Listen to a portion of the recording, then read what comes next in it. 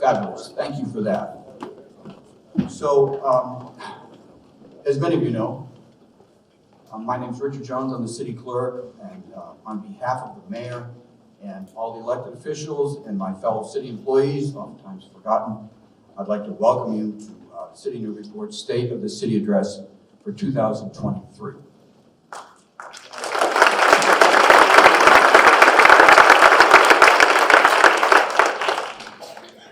Maybe I should end here.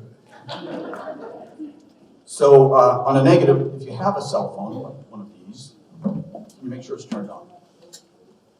So the Newburyport Honor Guard has now posted their color. Thank you very much. I'd like to take this opportunity to acknowledge some of our current and former elected officials who are with us today. Liam Horseman is here he's regional director from Senator U.S. Markey's office. Our newly elected state auditor, Diana DiZoglio, thank you. We have Senator Bruce Tarr, is somewhere between here and Newbury. He will be here in a minute. He's speaking, so we trust he's going to be here in a minute. Congratulations, Mayor Cassandra Gove is here. Thank you very much for traveling all the way across the bridge. Sister community. Then we have former mayors here today. We have Byron Matthews, I spoke to, couldn't make it, but sends his best wishes. Lisa Mead, Chris Sullivan, Mary Carrier, Marianne Clancy, John Moak, and Donna Holliday. Sheriff Kevin Coppinger, and former Sheriff Frank Cousins, I know is here. Frank, where are you? Thank you so much, nice to see you again. And Superintendent of Schools, Sean Gallup. We have the following city councils. This is important because I actually work for them, so I want to make sure. Councilor Vogel is coming. Councilor Wallace is here, thank you. Councilor Wright, Councilor Zeed, Councilor Cameron, Councilor Donahue, Councilor Khan, Councilor Lane, Councilor McCauley, Councilor Preston, and Council President Shan. Sounds like a roll call. And the following school committee members: Brian Callahan, Stephen Cole, Sarah Hall, Juliet Walker, thank you, Bruce Menon, thank you, and Brianna Higgins. So did I miss Brian? Sorry, Brian. Yeah. Brian's, you got the attention you deserve. Today, the 69th mayor of the city of Newburyport, Sean Reardon, will give his State of the City address. Just so you know where we're going, the today program has 4 parts. First, we're honored to have Senator Bruce Tarr with us, almost, and he will say a few words. Then Council President Heather Shan will do likewise. Then the mayor will deliver his State of the City address. And lastly, the mayor will present the first ever Public and Community Service Awards. That will be great. So now we have 3 other things before we get to Bruce Tarr. We have a national anthem, a pledge of allegiance, and the opening prayer. The national anthem, I'm pleased to tell you that 7th grader Nora Baker will sing for us. Nora?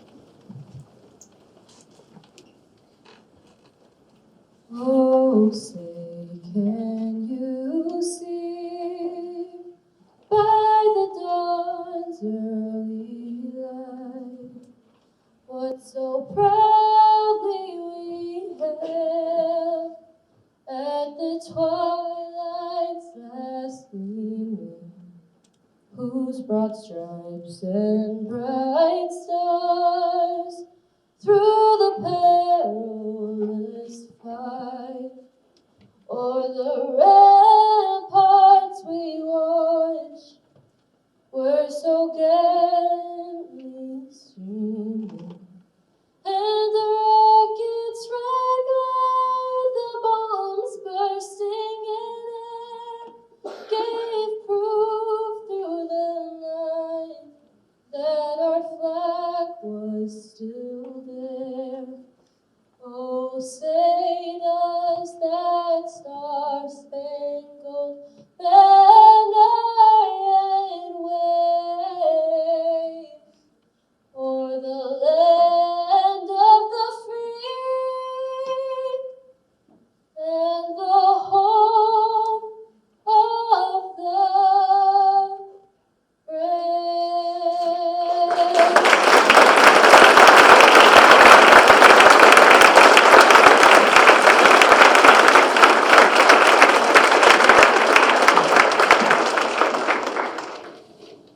right into the Pledge of Allegiance. Stay standing, please. But I must say, that's just, what a gift.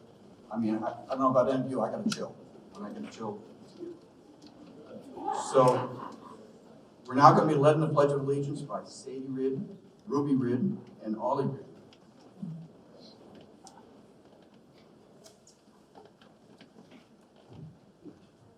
Allegiance to the flag of the United States of America, and to the republic for which it stands, one nation, under God, indivisible, with liberty and justice for all.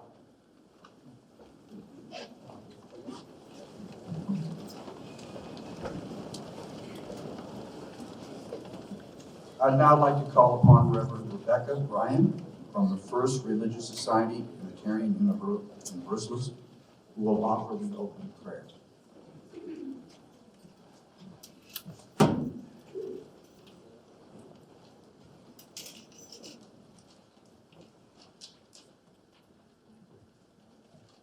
Please join me in a spirit of prayer and meditation. Start by taking a deep breath. Feel the seat or the floor under you. Look around at the people that are gathered here, people who are committed to this beloved city, a place and a community rich in natural beauty, history, and potential. We acknowledge that we are standing on the lands of the Pennacook Abenaki people, and that these are their lands, formed by the intelligence of years with a remarkable history. I invite you now to take just a moment to center and to go within as we prepare to hear and learn all about what is to come this year. As we go within, I invite you to feel gratitude. Feel gratitude for the people who give so generously of their gifts, time, and talents to this community. Gratitude for those who use their voices to further democracy and work to create an equitable and an honorable community for all. Gratitude for our history and forebearers, for those whose names and stories we know well, and those whose names and stories are less known or even forgotten, whose lives and labors are just as important. Breathing in, may we remember that we are honored to live in remarkably beautiful natural environments, which we are also responsible to protect for today and generations to come. May we delight in the possibilities the future holds, trust in the goodwill of others who also love this city. May we be open to letting every stranger become our neighbor and every visitor be a welcome guest. May we treat each other with kindness, compassion, and respect, remembering that hate has no port here.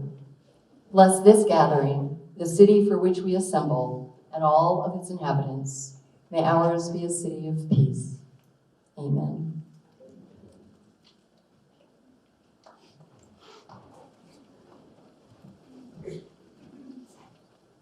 Thank you, Reverend.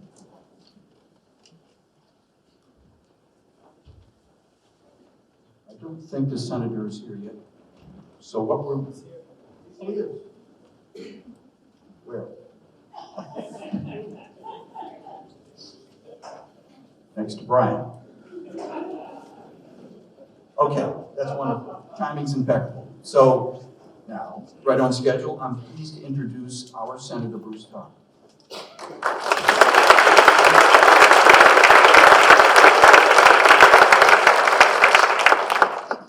For the midterm election last year, the Senate 1st Essex and Middlesex District was changed to include Newburyport. Our good fortune, because it came with a very popular and much loved senator. Our good fortune because popular of his work ethic and very effective constituent work. Much loved because his sense of humor, coupled with his amazing speech-making ability, which we will see, takes us from our sometimes difficult experience in public service, I should repeat that, and leaves us laughing and enriched. And we thank him for that. Without further ado, Senator Bruce Todd.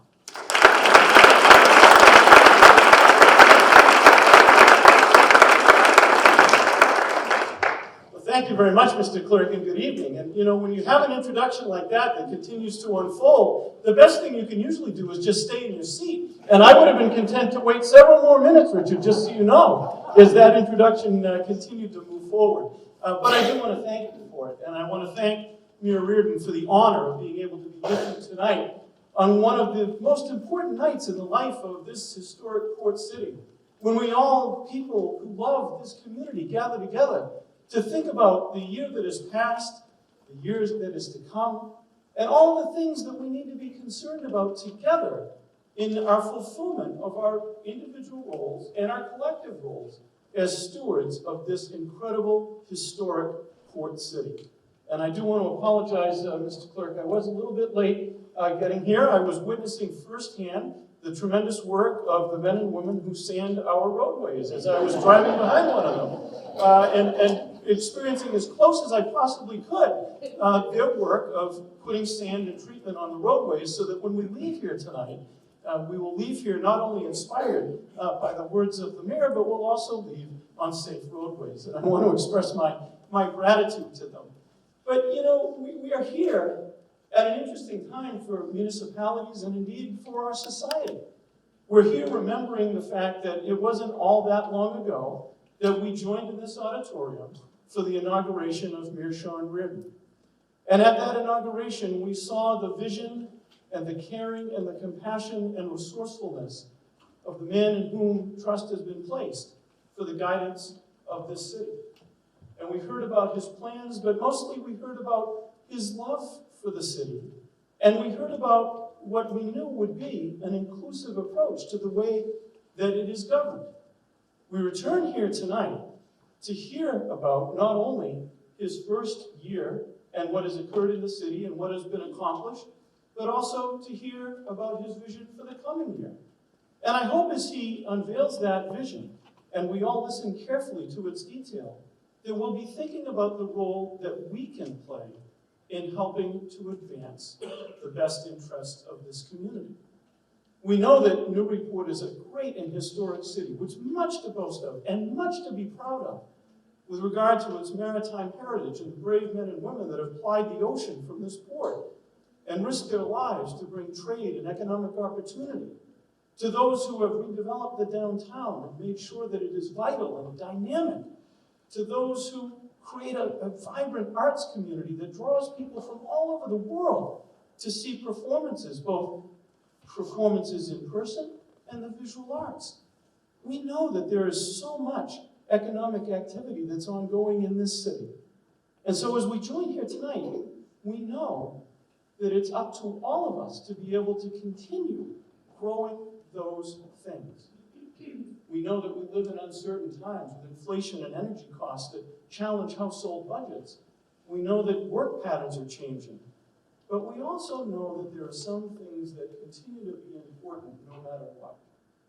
Maintaining the character of this community, ensuring that kids get a proper education that allows them to maximize their potential, ensuring that economic growth comes with an invitation and a purpose of including everyone at the table, and ensuring that we celebrate and support all of those who contribute to the character of this great city. Now we know, because we've seen him in action now for a year, that our mayor operates in an inclusive way, a way that reaches out to all of us and communicates with all of us. He has done that so well with the legislative delegation by identifying priorities, helping us to understand some of the city's vulnerabilities that we need to address together. And he's done it by creating a spirit of togetherness and responsiveness and respectfulness. And that's why tonight it's so important for us to be here together, to think about the issues of housing, to think about issues like Newburyport Youth Services, to think about maintaining the responsible development of the waterfront, to address the issue of parking, which seems to never end as we go forward. But most of all, to remember that as we move forward together under his leadership, that we need to remember the importance of everything that has come before and reflect it in everything that is to come. And that's what a state of the city is all about. So I eagerly look forward to hearing from him, as I know all of you do. It's good to see so many of my colleagues in government here as well tonight. And I know that all of us are here for many reasons, but one of them is respect for this mayor and appreciation for the way that he has reached out and built a network with all of us. It will yield dividends, I assure you. And for my own part, I just want to say thanks to all of you for the way I've been received since officially becoming your senator, to the folks that have reached out with their ideas, with their support, with their offers of collaboration, and certainly for your enthusiasm at the opportunity for us to work together. I personally appreciate that. And I personally deeply appreciate the way that Mayor Sean Reardon has reached out and created the opportunity for the kind of limitless collaboration that will make us all stronger, that will make us all better, and that will elevate what we already have as pride in this community to an even greater level. Thank you, Mr. Mayor, for including me in tonight's ceremonies. Thank you all for what you do for this great port city. And thank you all for our shared commitment to making Newburyport better, stronger, more prosperous, more inclusive, more equitable, the very best that it can be. It is an honor to be here with all of you. Thank you.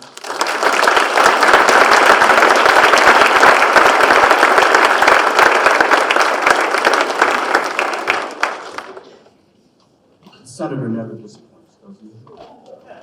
I want you to make a note, 4 pages of notes, no notes. Maybe you could give me a little tutoring. So next, it's my pleasure to introduce City Council President Heather Shan. Let me say it's not every day that one can work with a council president from Selma, Alabama, who also attended Georgia Tech. I'm told the MIT of the South, by the way. And a person who has competed in 3, not 1, not 2, but 3 Ironman contests. And oh, by the way, builds jet engines for helicopters, not bad. I now introduce our newly re-elected City Council President.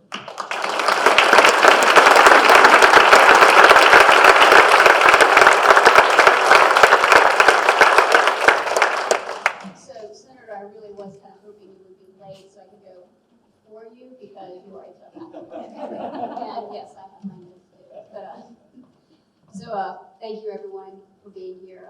Last year was a growth year for all of us with a new mayor, new councilors, a newly elected council president.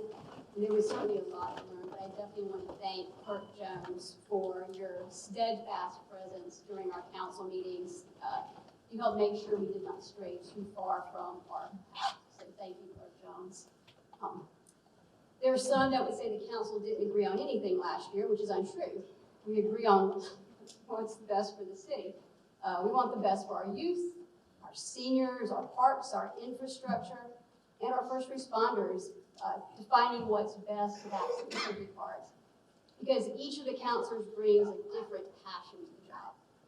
Councilor Lane, he brings the dedicated passion of seeing Phillips thrive to its conclusion. Councilor McCauley, he wants to ensure that transparency and accountability in our local government is getting better. Councilor Wallace, well, her goal is safer streets for Ward 4, and I can assure you every orange barrel and safe school sign is in Ward 4 because the DPS had to put extra schools. So thank you, Councilor Wallace. Councilor Donahue, you bring a strong voice to the table for the people who thought that they didn't have one. Thank you. Councilor Klein, good grief.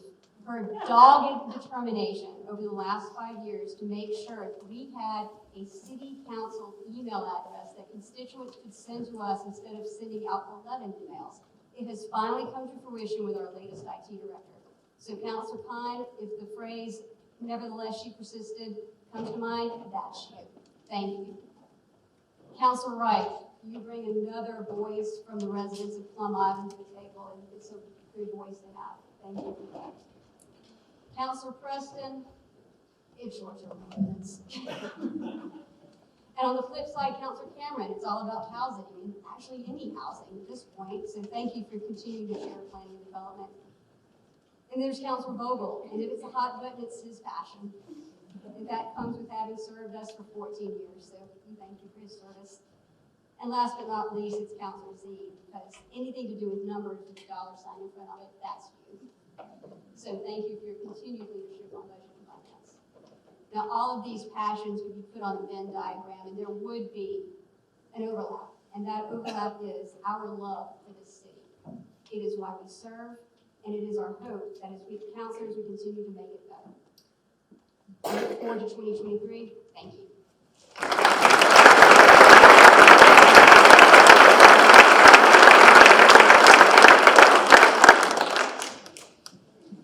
Nicely said, thank you.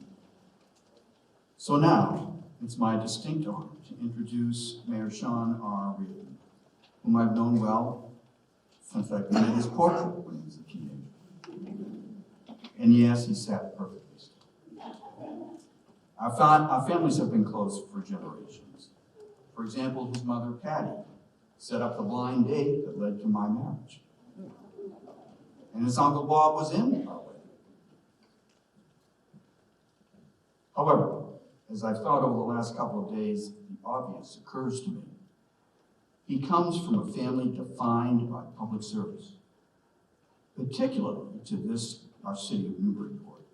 His mother and father in the schools, his aunts Leslie, Judy, and Mary Beth, also his uncle as a fire lieutenant, his great uncle as an assistant superintendent of school, and of course, his grandfather, Warren O. Page, the legendary fire chief.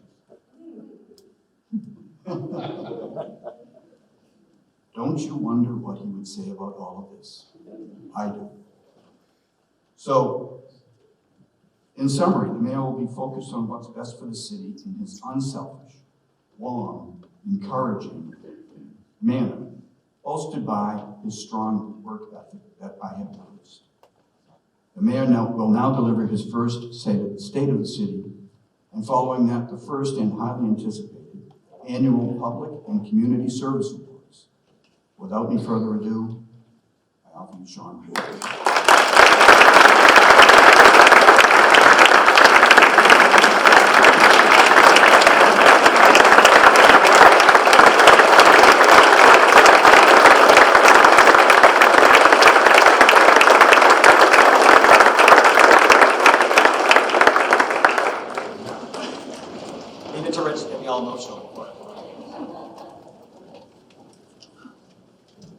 I will say having Rich here today is a blessing for my inauguration. Richard got COVID the night before, and I had to have Charlie Cullen step in at the last second. So it's just awesome to have you here tonight, Rich, and we do have a long, long history together. Good evening, Newburyport. State Auditor Zaglio. Wow, does that sound good? State Senator Tar, District Attorney Tucker, who I don't know if you mentioned earlier, but District Attorney Tucker is here. Thank you for coming. Mayor Gove, thank you. Council President Shan, members of City Council and School Committee, Superintendent Gallagher, Superintendent Lynch, who we saw came in from Whittier, thank you for coming. Jesse, Sadie, Ollie, Rudy, Mom, Dad, Mimi, and Papa, and all in attendance this evening and watching from home. It is my great honor to be addressing you this evening as mayor of the city of Newburyport and to update you on the state of this great city. This is my first time addressing you in this auditorium since being sworn in as mayor. That day I was filled with excitement and optimism as I prepared to tackle the many challenges facing our city. It feels like a long time has passed since I announced my intentions to run for mayor at the end of December 2020. This was a childhood dream, and to actually get to do this job every day is still pretty surreal. When you're running for mayor, it's all about knocking on doors and getting in front of as many people as you can to talk about your vision and goals for the city. Running for mayor and actually being the mayor are two totally different concepts. In my first 2 weeks of office, I had to dismiss a department head, another department head resigned, and then I had to deal with my first snowstorm. and it just got busier after that. This is a 24/7 job. It is nonstop. And even with all that, believe it or not, I'm happy to announce, no, not my resignation, but that after a year and some weeks, that my excitement and passion for this job remains. I am right where I'm supposed to be, and I'm still filled with positivity about the future of this great city and the ability to overcome whatever the future has in store for us. This year was not without its many challenges. Newburyport Youth Services went through their first full year without a home. They adapted, they shared spaces, having offices away from programming, and were extremely flexible in finding and engaging middle school and high school youth, as well as working in a new youth space at the new Methodist Church spot. The youth center has not yet rebounded from pre-COVID numbers, but I am optimistic that a new home at 59 Low Street will support their continued growth and they continue to support our youth in the community. Inflation and rising energy costs were a challenge for city government and certainly for residents. We owe a huge thanks to Molly Ettenborough and the city's Energy Advisory Committee for their work in advancing alternative energy suppliers for the city. Thanks to their work and the decision to move to an alternative power supply, our lower electricity rate for municipal facilities saved tens of thousands of dollars for taxpayers this year. The city was also able to enact its community choice aggregation program that will save residents across Newburyport $2.2 million altogether this winter season. We have also seen residential assessments increase by over 17%, which led to an increase in taxes for an average single-family home of 6%. I would like to thank our treasurer, Julie Landrin, our assessor, Jill Brennan, and our finance director, Ethan Manning, together with everyone in their offices, for modeling the effect this would have on our residents and helping to come up with options to lessen the impact of these tax increases. We proposed a split tax rate to help alleviate resident impact, but the council decided to use free cash. I look forward to working with the city council in the future to find alternative ways and additional ways to assist our residents. With all the challenges this year, the city can still claim to be in excellent financial position. The city's certified new growth came in $200,000 higher than estimated. We also anticipating an additional $290,000 returning to next year's free cash certification, following our successful accounting of state and federal pandemic relief funds. We are able to grow the city stabilization fund balance, our rainy day account, to $4.4 million, well in line with the best financial practices.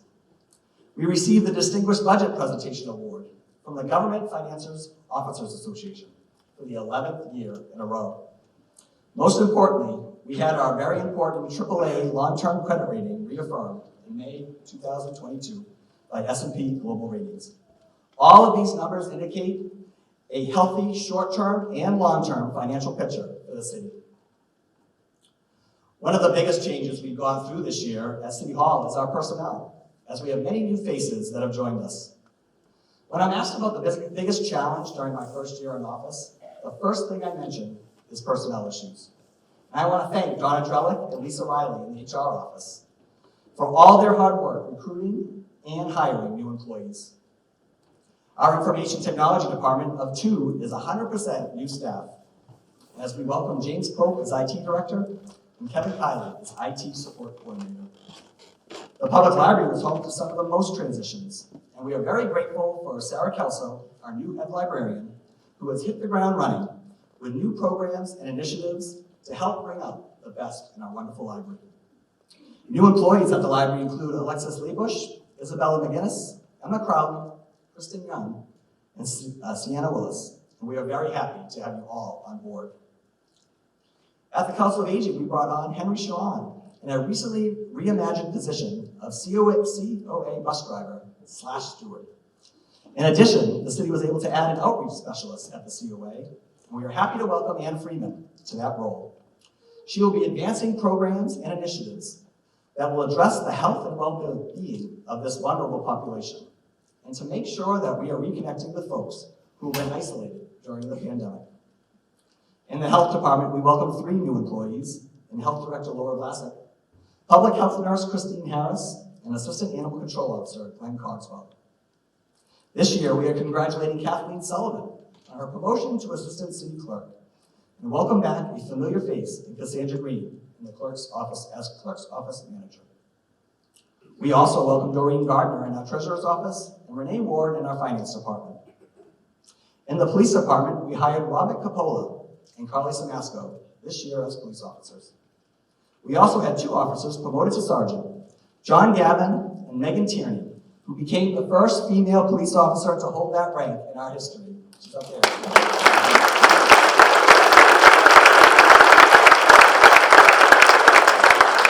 The fire department has gone through significant changes in leadership positions over the past year. Chief Chris LeClaire is currently on leave and will be retiring later this year. We are thankful to our acting leadership who have stepped up to continue the excellent work of the department. Acting Chief Steve Bradbury, Acting Deputy Chief Barry Salt, and Acting Lieutenant Jason Lowry have all brought stability and excellence to the department. And we are certainly lucky to have them. We have begun the process of hiring the next chief with the creation of a resume screening committee that will be led by former Sheriff Frank Cousins. This process is, of course, very personal to me, as my grandfather, Warren Oliver Page, was the first permanent chief hired by the city back in 1960. Some of the departments served under him. We will soon post the position and host an assessment center in order to find the most qualified candidate for fire chief. We will continue to keep council and public updated on this process. We will also be welcoming a new director of the Department of Public Services this year, after the retirement of longtime director Tony Finari. We extend our deepest appreciation to acting director Jamie Tuckalo for serving in his absence. We will begin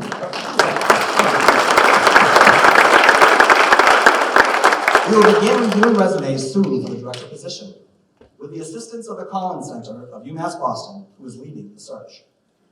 We look forward to having a new director and a fully staffed department soon.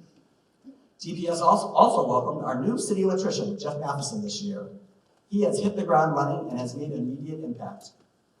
We welcome 9 other employees to the DPS this year and are grateful for all they do for our city, especially on nights like this. I was happy to hire 3 additions to my team a year ago. Christine Jackson as an executive assistant, Andrew Levine as chief of staff, and Kim Turner as manager of special projects. One of the best parts of my job is working with these 3 individuals who go way above and beyond for the city each and every day. We also brought on many new board and commission members this year and are continually impressed with the passion, expertise, and commitment they bring to these roles. When I first took office, I noticed right away that many of these boards were dominated by men, and I set out to change that. We have put 17 incredibly talented female voices on our boards this year.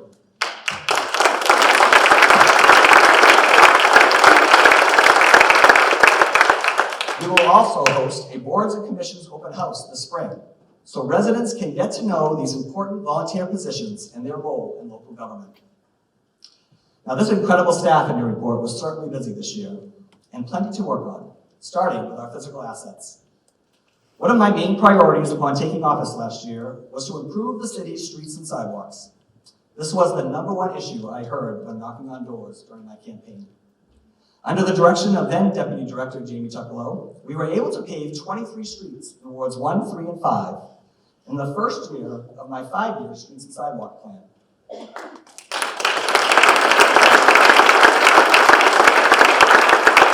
This represented over 4.6 miles of roadway, and I am grateful for the City Council for approving $2.4 million over the next 2 years to spend on these identified streets and sidewalks. And we will further supplement the funds with State Chapter 90 and meals tax dollars to commit to $2 million a year for the next 5 years. We believe this will make us take massive strides in keeping our infrastructure safe for residents, and we have looked for ways to improve traffic safety and pedestrian access. The U.S. Army Corps of Engineers began their dredge of the Merrimack River, the Federal Navigation Channel, a project that the city has been working on for over 10 years. While this project is currently paused, we are going to get this back up and started, Plum Island. It is on track to finish this March. We know this effort is not enough to address the issues of erosion on Plum Island, and we are continuing to push the Army Corps to perform the study that they have promised on their jetty, thank you, Senator Markey, and the need for an additional spur. Securing Plum Island is foundational to the future of this city, and we must work with our partners to keep our eyes on long-term sustainability. In our building department, we saw an increase of over 21% in permits issued in 2022 compared to the previous year. Revenue collected from these permits increased over 20% to over $1 million. The health department has worked to make sure all health standards for the city are met, including the number of food inspections of the city restaurants, updating dog licenses, and the new requirements from the state for notifications of combined sewage overflows. In the coming year, the department will look to find the right balance for this system, notifying all those looking for CSO notification with up-to-date information, while not dissuading use and enjoyment of the river when it is safe. We will continue to work collaboratively with area partners and legislative leaders to address the root causes of CSOs. On a more positive note regarding the Merrimack, on August 3rd this year, we celebrated recertification of Newburyport as a Coast Guard city. This important partnership is part of what makes Newburyport the city it is, and it is an honor to continue to work with the U.S. Coast Guard. Our social service aligned departments were busy serving the people of Newburyport in big ways and small. The Council of Aging saw over 750 individuals participate in sponsored activities. They will continue this year to make sure that some of the city's most vulnerable residents are assisted with their many needs, including food security and transportation. We are particularly grateful for the work of one of our guests tonight, State Senator, and I'll say it again, our now State Auditor, Diana DiZoglio. He was able to secure funding for a new hybrid minivan to help transport seniors. This vehicle will complement the COA buses to help connect seniors to the many destinations across the region and provide a vital link to services they require. Our Veteran Services Department successfully entered over 100 VA claims this year, which helps support our city veterans. In 2021, over $280,000 were distributed to city veterans, and we anticipate even higher numbers in 2022 when that federal report is released. The library partnered with NYS to offer regular drop-in hours with our city social worker. This was at the library for residents in need, and it began a collaboration with the city to further diversity, equity, and inclusion initiatives. The library participated in a number of outreach events throughout the year, including the Waterfront Festival, Yankee Homecoming, and Know Your Community Day. Our clerk's office did an excellent job through another election year and continues to provide helpful services for residents and the council. And our public safety departments continued their important work under difficult circumstances. At a time when many area fire departments have been struggling with lack of staffing and have been forced to rely more heavily on other departments for assistance, Newburyport firefighters have continued to answer the call of both Newburyport's residents and others. The department aims to continue implementing its new software this year and to ensure they have proper equipment to keep employees and the community safe. Our police department has worked to follow new requirements of the State Police Officers Standards and Training Commission, and officers have been able to attend and complete specialized training from the state as a result. The department is committed to treating every interaction with the public as an opportunity to improve the relationship they have with the community. This year, the department will focus on updating the dispatch center at the police station, hiring sworn and civilian employees, and maintaining its accreditation in the upcoming renewal process. Our Harbor Master's Office continued to play an invaluable role in public safety. We cannot forget that Newburyport, unfortunately, had its share of tragedies this year along the water. I'm grateful to the work of our public safety team, including the fire and police departments. And in this case, I'm incredibly thankful to have Harbor Master Paul Hogg and his team for their role in search and rescue and patrolling our waters.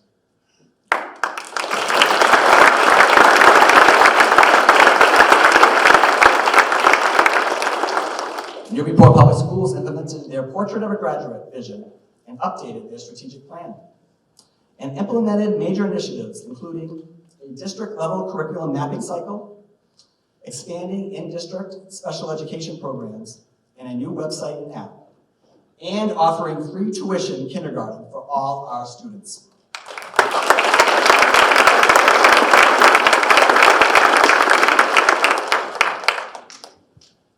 Bear with me, I know it's long. We will work with the schools this year to address infrastructure needs and long-term planning for our buildings and space needs. We also plan to work with our then state partners to address issues with Chapter 70 funding formula and unfunded mandates in special education. We need to find a formula that works for all 351 cities and towns here in Massachusetts.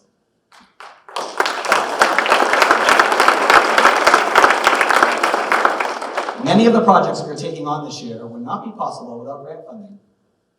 And we are so thankful to our state and federal partners for their assistance on projects, including upgrading our city phone systems, advancing sustainability initiatives, and improving safety at priority intersections.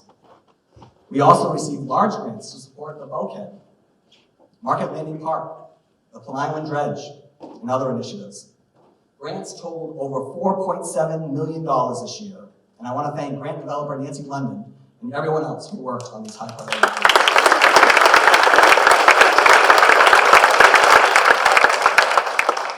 After taking a look back at some of our accomplishments this past year, it's time to focus on what's next.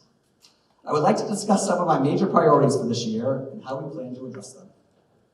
I am committed to finding a home for Newburyport Youth Services, and I want to quickly address what this means in terms of our values we're prioritizing when we support this project. NYS has evolved over the years into a full city agency that provides the holistic services to address everything students need outside the classroom. We need space for their recreation programming that provides enrichment activities for youth during the school year, and both recreation and childcare opportunities for families, especially during the summer season. We also need a location for NYS's Youth Center, which functions as a safe and enriching hangout center for young adults. When NYS was at the Brown School, over 200 youth relied on it as a safe place to be with friends, do homework, and spend time outside of school. NYS offers social and prevention services through major state and nonprofit program grants, and has become a leader for their work with young people in building assets and helping some of our most vulnerable in the community during challenging times in their lives. They need space for the programming they offer to a variety of groups, and we want them to have one location on which they can rely to support these very important programs. The space we have identified is 59 Low Street, and it offers many advantages. It has room for NYS staff offices, program spaces, and a youth center. It will allow us to build a gym that could be used for NYS, but also the larger community. We have a shortage of available gym space in the city, and having a gym for youth recreation, community sports leagues, and senior activities like pickleball would be a tremendous asset for the city. My daughter Ruby plays basketball in her 7th grade travel team. Her team has to share the gym time with another team, and she doesn't get home until after 9 p.m. 2 nights a week, because that's the only time available. She is 13 years old. Imagine coming home from a 90-minute practice and then trying to wind down and go to sleep and then get up for school the next day. We can do better for our kids. We are working to make sure we can mitigate traffic and parking concerns on the site and address any other drawbacks. But as it stands now, the pros far outweigh the cons. We are requesting additional funds from City Council to move forward with the design of the site so that it is shovel-ready when we receive approvals on the project. I want to thank Andy Egmont and the Youth Services Department, who have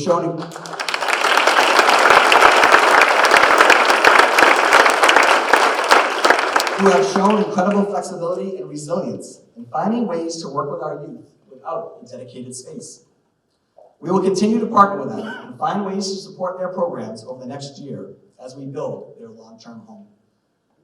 My administration does not want to start from scratch when so much assessment and design has already been accomplished here. The City Council voted to purchase 59 Low Street earlier this year as a viable option for NYS after a review of several other locations in the city. We are happy with the proposed design for this space. We feel we have done our due diligence, and a no vote would leave us with few, if any, potential options. Finding a home for NYS is a priority for the city, and we have the bonding capacity to take on this project while also addressing the other many issues we have in the city. This site fulfills the requests of the department, the administration, and the community. Let's move forward together.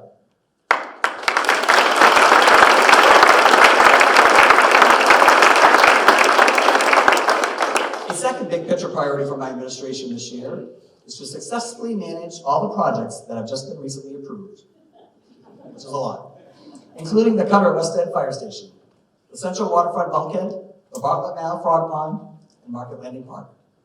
I'd like to give a brief update of each of these and what they mean for our community.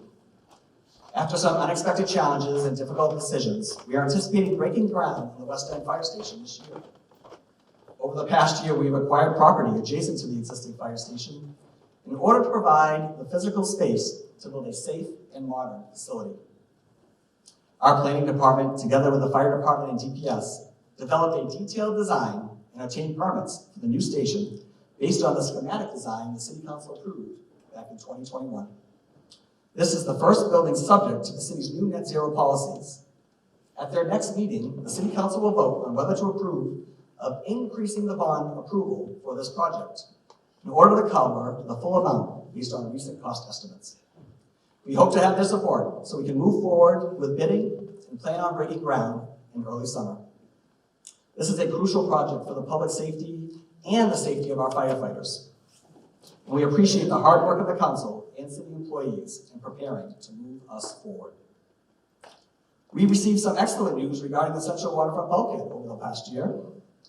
Thanks to the tireless efforts of grant developer Nancy London and our senior project manager, Jordy Vining.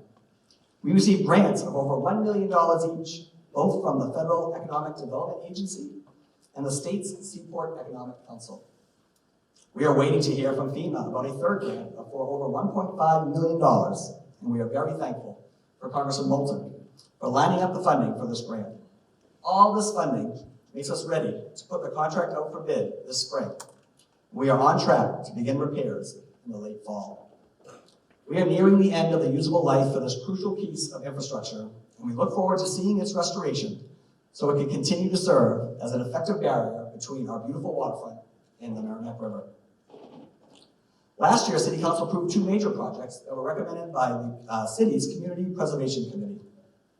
These projects, the Bartlett Mile Frog Pond restoration and the expansion of Market Landing Park, would put significant resources into two bookends of our downtown and dramatically improve the visitor experience in both of these parks. We are using Community Preservation Act funding for both of these projects. Now, CPA funds are an effective way to fund important community projects without increasing the burden on local taxpayers.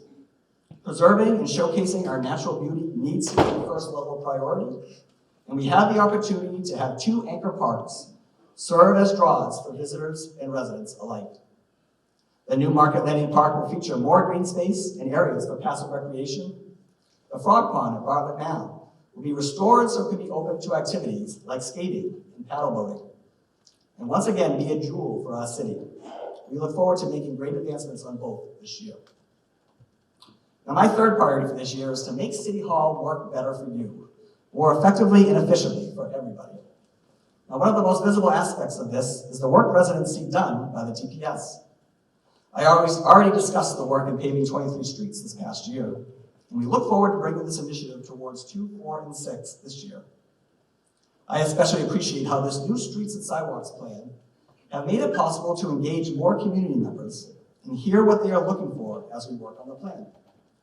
Our city engineer, Eric White, has done excellent work with our ward councilors to listen to residents' concerns and make alterations to our streets to make them safer for pedestrians.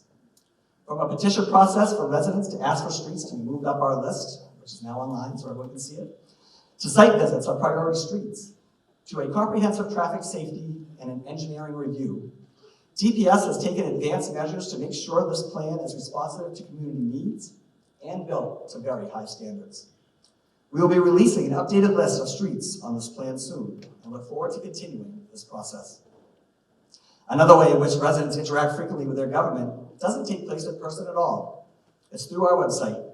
We are finally in the final stages of launching our redesigned website, and we are very appreciative to the community members who helped out during this process to answer survey questions and to weigh in with feedback.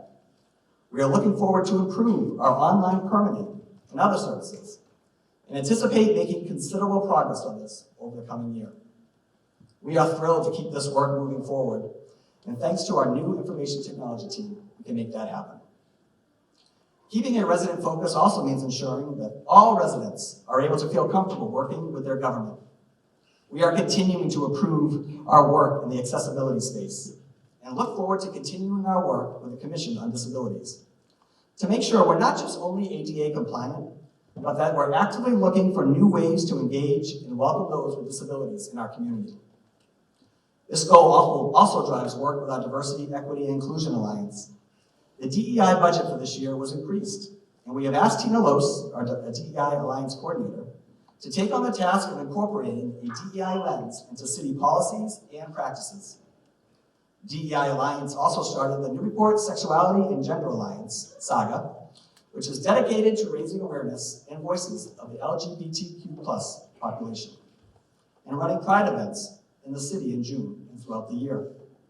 I look forward to introducing new training and policy initiatives this year in collaboration with the DEI Alliance. I would like to provide some further updates on another major initiative that my administration began last summer and plans to complete in the coming months. Many of you know that I started my involvement in local politics and local government on the Parks Commission. Our incredible parks mean so much to me, and they were such a large part of my childhood. Last August, I proposed a reorganization of the Parks Department and administrative functions consolidated into the DPS, and the other responsibilities transferred to city employees or agencies already tasked with similar work. In anticipation of this reorganization, I eliminated the Parks Director position, and we began a public discussion of the proposed plan. Now, while the plan was eventually tabled, the feedback that we received from the community was invaluable, and I believe we are in a much better place to move forward with these proposed changes. I am sending a new plan to the council that has the full support of the agencies that are involved, including the Department of Public Services, the Parks Department, the Parks Commission, the Planning Department, Newburyport Youth Services, and a new 501c3 group, the Port Parks Alliance. We have addressed questions that were raised surrounding the role of the Parks Commission, how to continue offering adult recreation programs, who will have responsibility for fundraising, advocacy, and vision for the parks, and much more. I am bringing this plan back to council for consideration, and I look forward to the public conversation and approval of this plan that will make our parks stronger. I want to applaud our Parks Department and other related staff who throughout this time of transition for our parks have stepped up to continue to make sure our parks receive the care and attention that residents deserve. The Parks Department had many accomplishments over the past year, including joint projects with the DPS that led to improved lighting at Atwood Park, the completion of Jocka Park Walkway, and improvements to Patrick Tracy Square. The department installed 80 trees in city parks this year and completed 80% of the renovations to Fuller Fieldhouse, and closed out additional projects funded by the Moral Foundation and the Community Preservation Act. I'd like to thank Park Manager Mike Hennessy and his team of Mike Preventure and Lee Elwell, as well as all his seasonal and part-time workers for all they have done for our parks.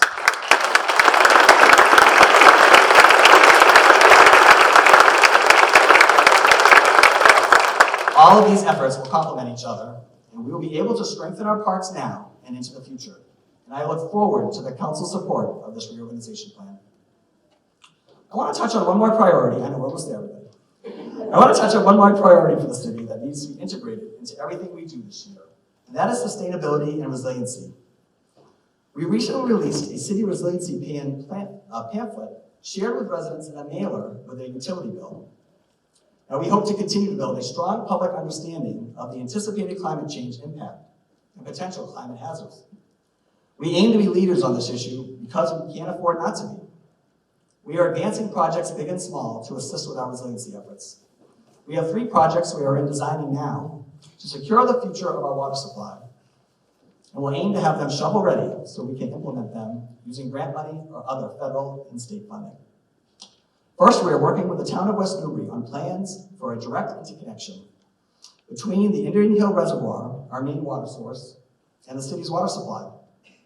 We are also designing improvements to the lower Artichoke River Dam, which will allow it to remain in operation, given the anticipated rise in water level in the future.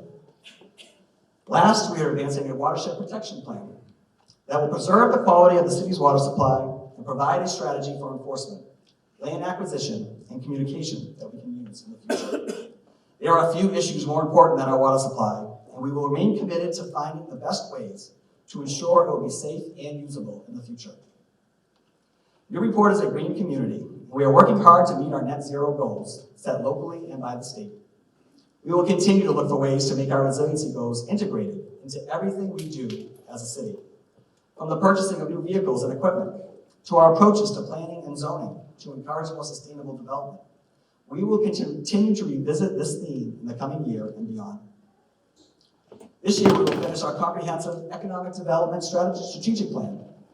Our consultant team has done an excellent job in convening stakeholders to research the current state of economic development here in Newburyport, understanding key themes and priorities, and begin to formulate strategies to help us reach our goals. We should be thinking at all times about economic, community, and environmental sustainability. Our small businesses and our rich arts and culture scene are the lifeblood of us here in Newburyport. Newburyport is a special city. We must find ways to make it more accessible and within reach for more residents and visitors, without sacrificing what makes it unique. It's a difficult goal, but I know it's one that we can do together. Over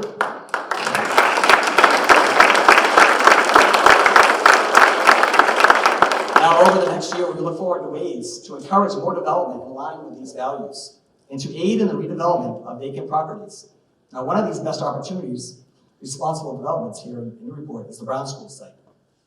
I sit on the council ad hoc committee that's considering the adaptive reuse of the school.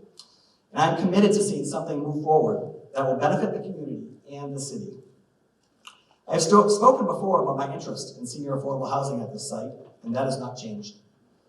I am also interested in maintaining a gym at this site, if it can be done alongside our other goals for the building. And I support the planned release of a request for information to better understand what area developers believe that we can do on the site. This will be very helpful for deciding what to do next, and I look forward to supporting the council with this initiative. One of the best opportunities for impactful private development, of course, is Waterfront West. And it's imperative that anything that takes place down there is done right. New England Development is here and is interested in redeveloping this site, which is adjacent to our downtown. And I've been working closely with a group of stakeholders on how best to approach this issue. We discussed the most important considerations of the site, including compliance with resiliency goals, historic preservation, neighborhood character, housing rules, parking, and other neighborhood impacts. We then created a term sheet, a description of conditions that we will need at any development on this site to meet. We will use this as a basis for our discussions with NED. We will be bringing forward a version of this term sheet to City Council so it can be discussed in public and be receptive to community input. We look forward to continuing these discussions this year. This year, we will undertake our housing production plan, which will increase a path forward in meeting our state-required goals of 10% affordable housing. We will also put forward a plan for complying with the state's MBTA communities legislation. Now, these plans are useful, but they also require action, and we will need to be decisive to show that this is a goal that matters to us. This city has changed rapidly, and we risk displacing families who have been here and have called Newburyport home for many, many years. It is crucial that we commit ourselves to implementing strategies to create more housing. And I will be sure to provide updates on our efforts in this space. Reinforcing the importance of housing. Last year, we welcomed 5 Afghan families into our community. And we have worked with a team of dedicated volunteers to help them find a place to call home. On a personal note, my family has worked closely with the Afghans, and they have truly become a part of the fabric of our community. We have not made enough progress yet for these families, and the push to find them homes long term will continue throughout this year. Now, as I worked with staff and department heads to gain their input for this address tonight, I was struck by one theme and its reemergence throughout the conversations we had, and that is service. The employees of the city are continuously looking for ways to serve their community, not just in their day jobs, but outside the building too. I saw pictures of our library employees racing at the Yankee Homecoming bed race in costume and finding new ways to connect with residents who hadn't set foot in the library before. I saw firefighters and police officers running toy and food drives and organizing parades and other outreach events. I saw our planning department assist everyone in the building on how to use this new online software program to better engage with residents. I've seen so many people join boards and commissions with the interest in serving their community.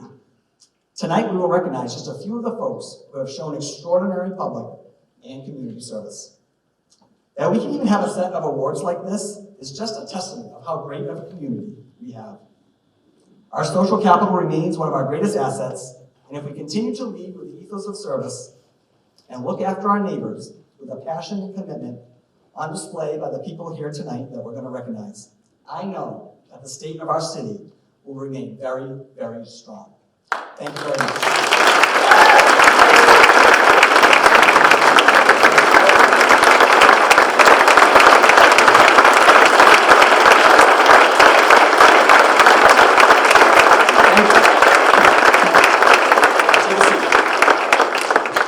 So next up in the program, we are going to honorate someone special.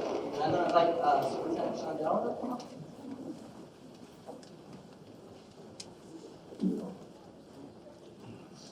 It's the Sean Show. So. Sean 1 and Sean 2. Yeah, so it's an honor to be here, and once again, really, I think a round of applause to Mayor Reid in his first year.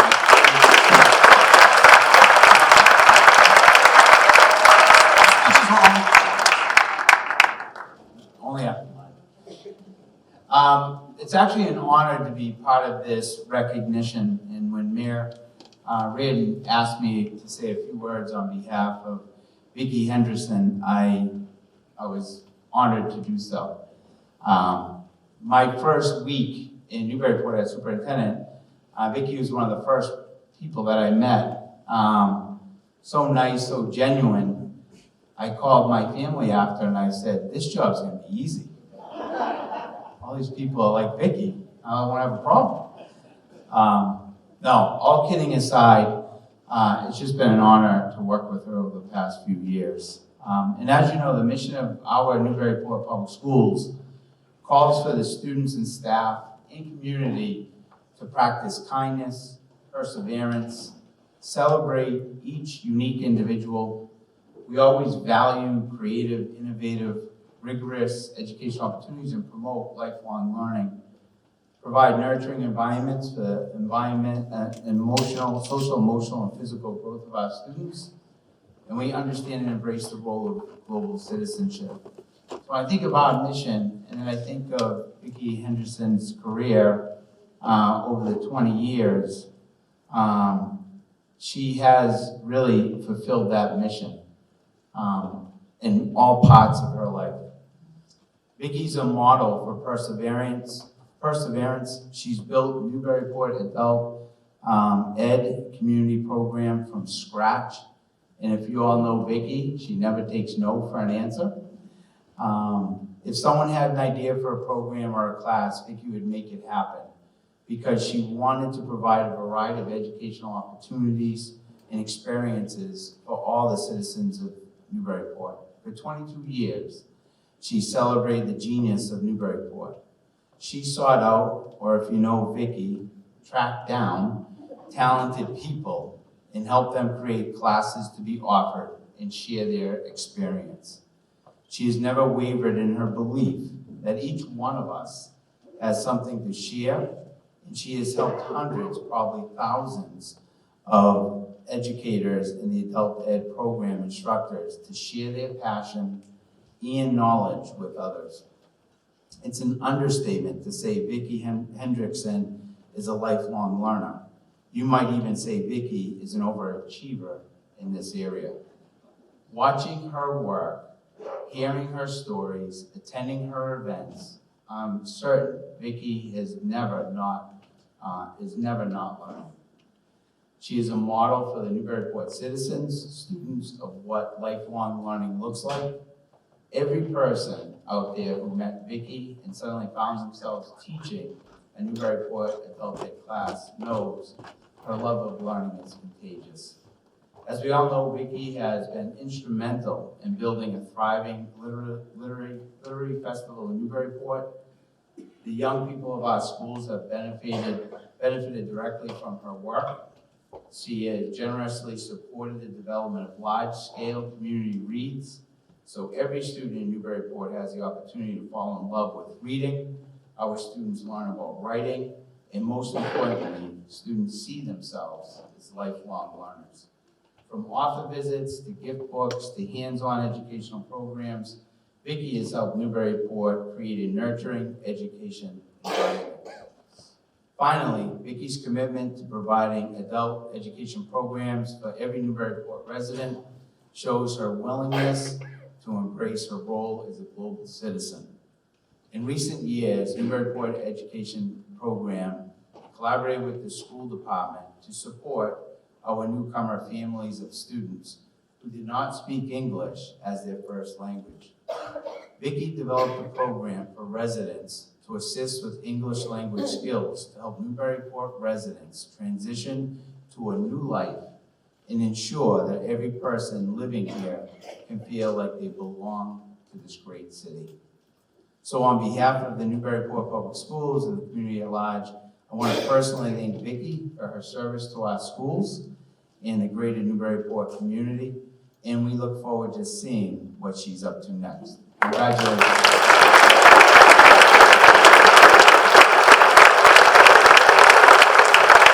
I prepared remarks, but Sean just said everything I was going to say. Vicky, why don't you come on up?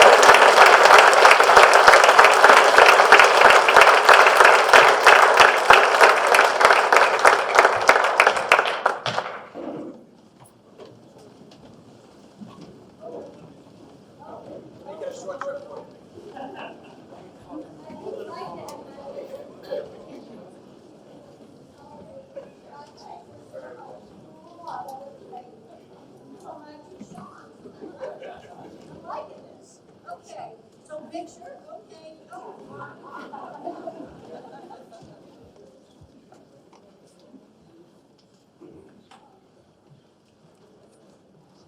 Okay, yes, we should have the husband in here. He's big CSO, I can tell you that.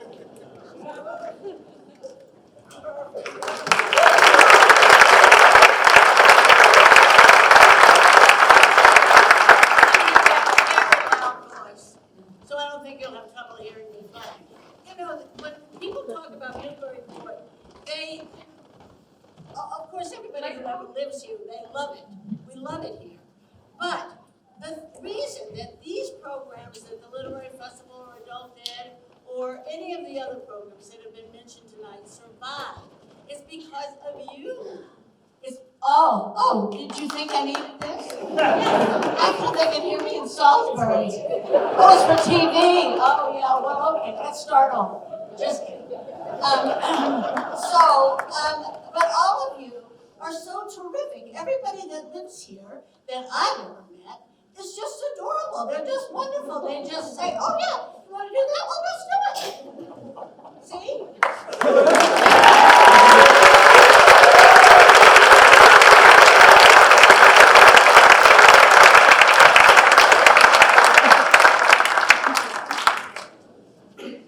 I've known the Hendricksons a long time, so this was special for me too to get to honor Vicky tonight. So thank you for everything you've done for Newburyport. So let's get to the main event, right? The awards. First annual City of Newburyport Public and Community Service Awards. So I guess where this came from is I just wanted this night to be about Newburyport. And I wanted to be about the great people that just do so much good in Newburyport. And it sometimes goes like unsung, right? We don't always get to recognize these people. And just growing up here and seeing it happen throughout my whole life, I wanted this to be a part of it. And I kind of made service a big pillar of my campaign, and I tried to do that coming into office. You know, we try to do City Hall opportunities for community service. in the community, but just recognizing all the great work that's going on can only inspire more great work to start happening, right? So that's why we're here tonight. So this is how this is going to work. We have our citations and awards up here. So I'm going to go by category, right? So we have 3 categories: the Business Service Award, the Individual Community Service Award, and the Public Service Award. Oh, sorry, 4, and then the Youth Community Service Award. So I'm going to do the Business Service Award first, and I'm just going to say a little blurb about why they were nominated from the people that sent in their nominations. Okay, so our first finalist for the Business Service Award is Kona Ice, Nikki Vazos. In a very short time since the start of her business, Nikki has donated over $5,000 to the community. Her many partnerships include supporting Newburyport youth soccer and football.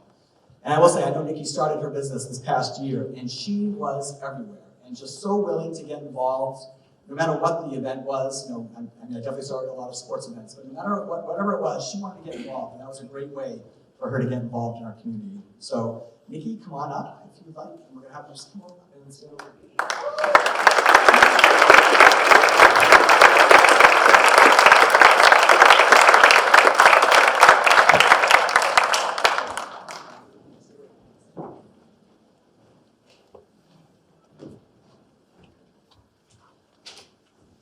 Okay, next finalist in the business category, Olives Coffee and Bakehouse, Deborah Ball.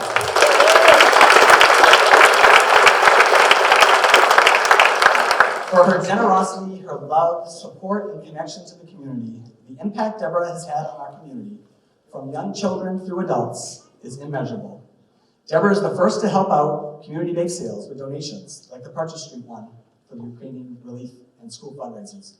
Can I also say, personally, I know my family goes to Olives just about every day, and it's because of that environment that Deborah has created there, and it's great that she too has had her business become ingrained in our community. So please come up, Deborah Ball.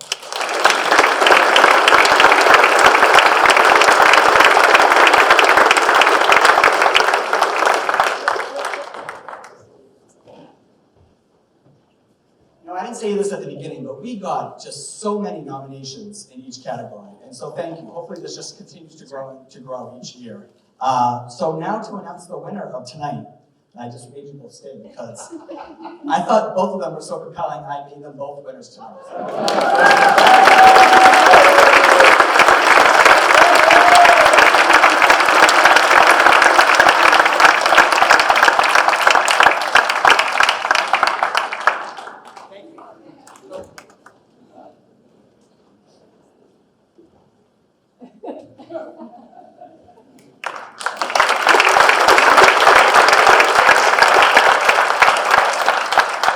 My wife's taking pictures, so her cell phone number is 978. So now we'll move on to the Individual Community Service Award. So same thing, hopefully I will read the names, and once you get your citation for this category, you can go ahead back to your seat, okay? All right. So the first one is Jeffrey Briggs.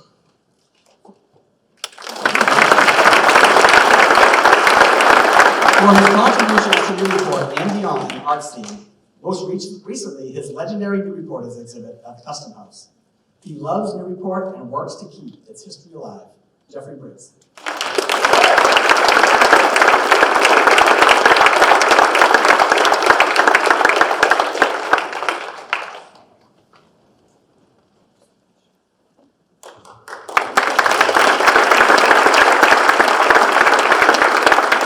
All right, next. For her volunteer work on the Newburyport Youth Soccer Association as president, youth soccer coach, and girls travel director, she has been involved with the organization for a better part of a decade. Dana Reimer.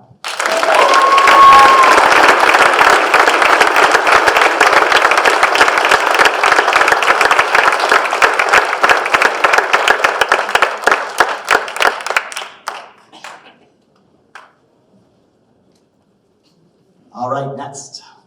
For her tireless work as the Newburyport PTO president, bringing cultural enrichment programs to the schools, making field trips more affordable to families, organizing volunteers, supporting school staff, and so much more. Katie Suchecki.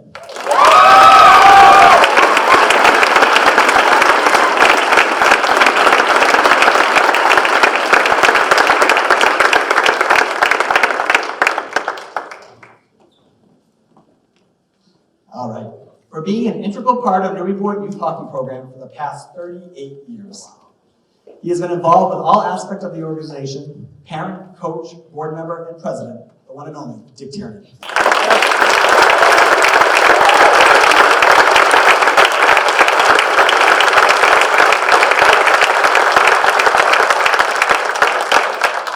And finally, in this category, for her dedication to saving the planet, one recycled bottle at a time. She has volunteered to help the city reduce its waste and increase appropriate recycling. She works tirelessly for or towards Zero Waste Program. Kristen Wolf.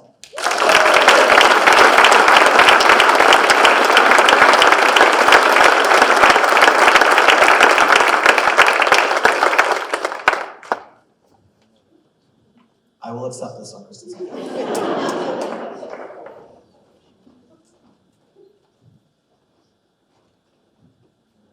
Okay, so I can tell you, this was the category we just got a ton of nominations for. So, of course, all of our finalists are incredibly worthy of this honor, which is why I wanted to make sure tonight that we honored everybody who became finalists. But we did have two that we decided on for the winners of the award. First, Jeffrey Biggs.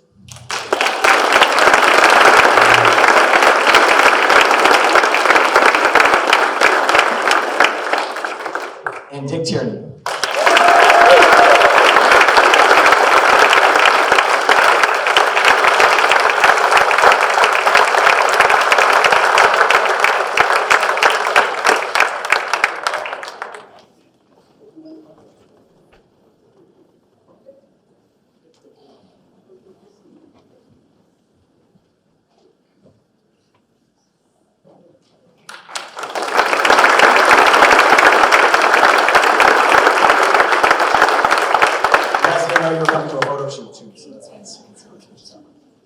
Okay, now we're moving on to the Public Service Award. First, I'm going to butcher Diane's last name. She is Diane Bouvier. Diane has devoted her entire adult working life to municipal service in Newburyport, and we will continue to provide public service for years to come. She is the office manager for the city's Office of Planning and Development. Diane Bouvier.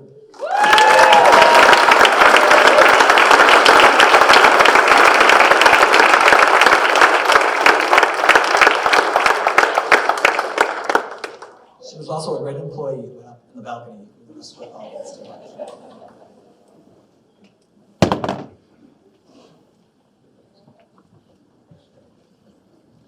Dang, I'm going to call someone else. All right. For his 38 years of service of both the Conservation Commission and the Community Preservation Committee, Paul is likely the longest serving board member in the city's history. Paul Healy.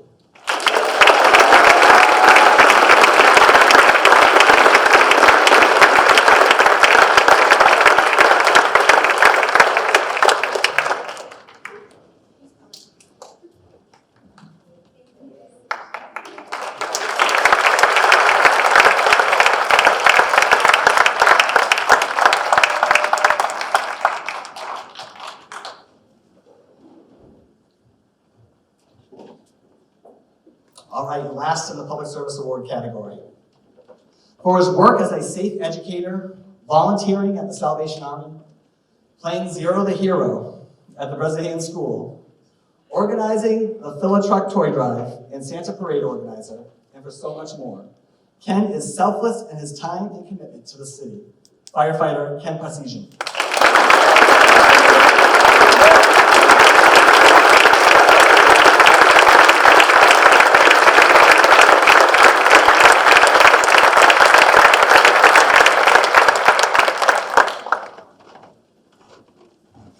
Again, this was a very tough category, but it's not every day you can honor 38 years of service. So Paul Healy, come on back down.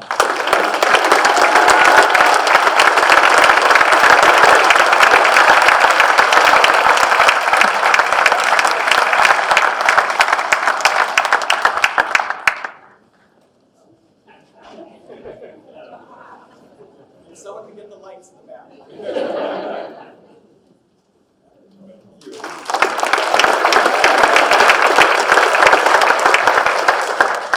Last but certainly not least, we have so many young people in this community that I think sees the model that our adults are showing to them around service. And so it's amazing the stories that I hear on a daily basis about kids and the youth in our community doing a lot of good.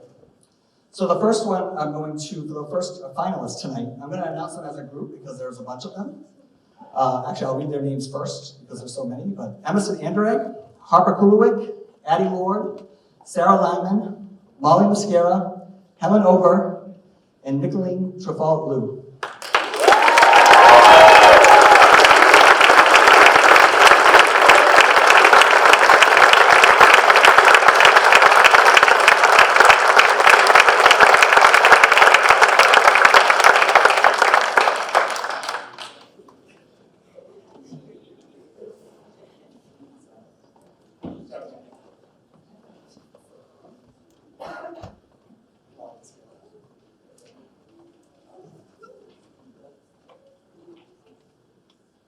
Just making deals over here.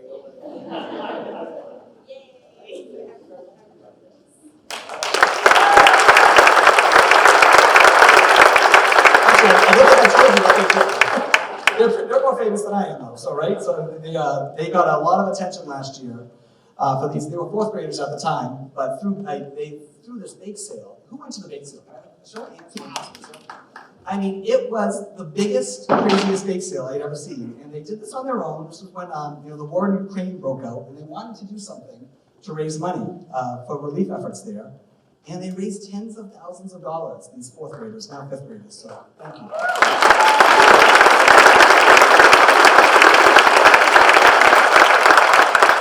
Maxwell McComb. For the many hours he has volunteered teaching other students to play Dungeons and Dragons, Max used his D&D to build connections, express creativity, and practice skills like writing in order to help relieve stress. Maxwell McComb.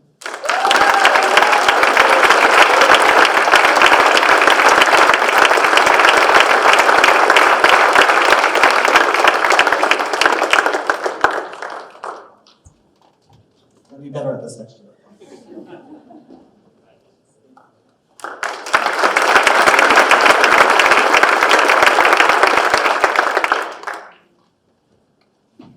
All right, Matthew Murray.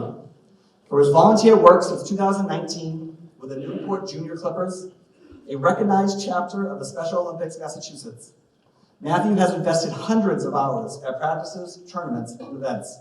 Matthew Murray.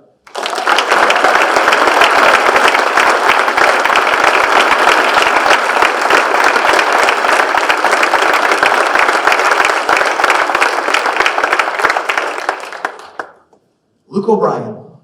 For his work with Gear to Share, taking lightly used sporting equipment and donating it to those in need, Luke O'Brien has touched thousands of student athletes' lives with his generosity. Luke O'Brien.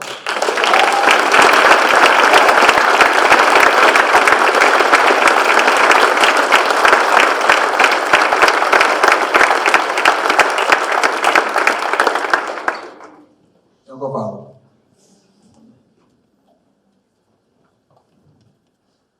And the winner of the first Youth Community Service Award is Luke O'Brien.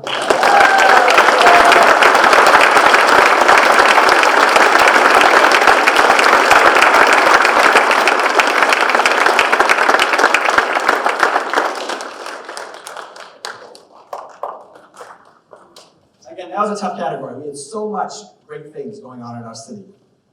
And that's our first awards ceremony. I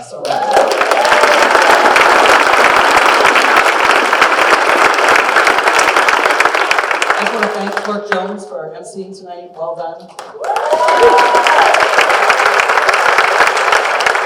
And I just want to thank you for all coming out tonight on kind of a rough night. This was a great ceremony for me. It's great to set the stage for what's coming this year and talk about all the great things we've done and all the great things that are coming. And again, I just implore all of you, be active in the community. I have open office hours. Come talk to me. Look at when we do these requests for people to join our boards and commissions. Come check them out, or attend one of these meetings online and try to learn what you can about them. We just have so many people and so many opportunities for people here in Newburyport. I just hope you take advantage of them. Thanks again. Have a good night.